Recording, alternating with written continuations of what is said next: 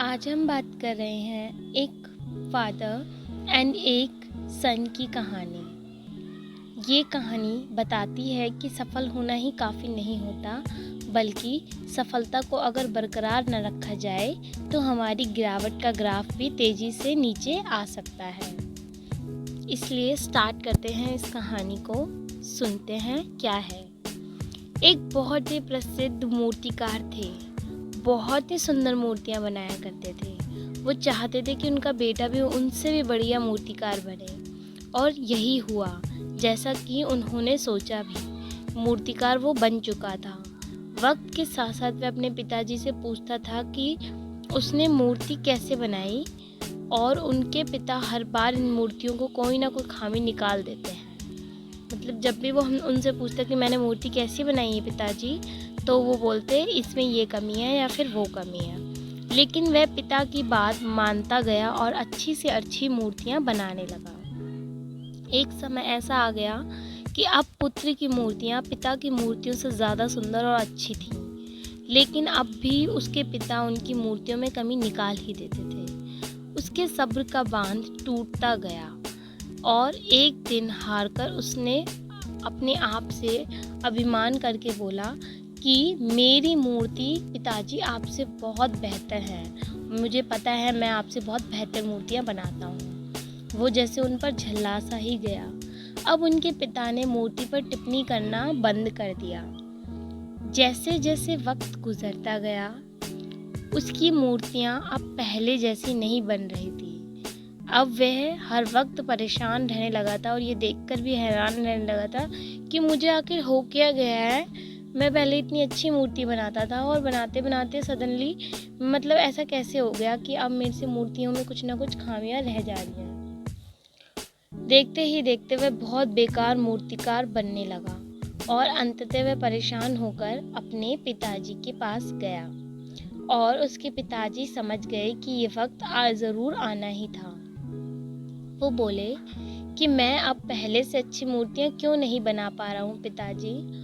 तो उनके पिताजी ने उत्तर दिया, क्योंकि तुम अपने काम से संतुष्ट होने लगे थे इसलिए।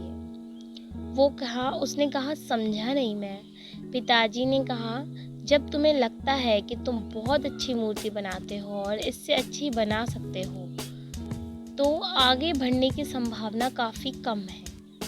हमेशा वही इंसान सफलता को आगे ले जा पाता है, सफलता को चूम पाता है, जो ये सोचता है कि कैसे मैं और भी ज़्यादा अच्छा कर सकता हूँ, ना कि वो सिर्फ जितना कर चुका है अच्छा उसी पर संतुष्ट होकर रुक जाए।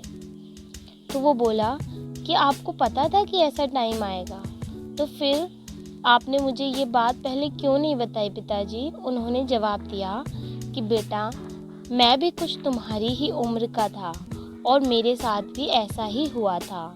मैं भी नहीं समझा था जब तुम्हारे दादाजी ने मुझे समझाने का बहुत प्रयास किया था, और इसी तरह मैं वक्त के साथ धीरे धीरे बाद में समझ गया था। कुछ बातें प्रयोग से ही समझ आती हैं, यही जीवन की सच्चाई है।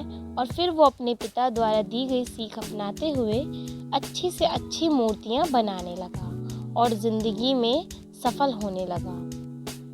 तो आई होप कि ये स्टोरी सुनाने के पीछे जो मेरा मोटिव था वो आपको समझ आया हो। आपके कई बहुत ऐसे मन में होगा कि ये तो सिर्फ एक मूर्ति की बात थी, but how can we relate the life. तो लाइफ से रिलेट भी आप कर सकते हैं, क्योंकि आपको समझ आना चाहिए कि ज़िंदगी में आप जो भी काम कर रहे हैं, अगर आप उसमें परफेक्शन पा लेते हैं तो उसका मतलब ये नहीं है कि एक बार जो आपने परफेक्शन कर दिया आप उसी को फॉलो करते हैं, बल्कि आपको कोशिश करनी चाहिए कि उससे बेहतर और बेहतर कुछ आप कर पाएँ।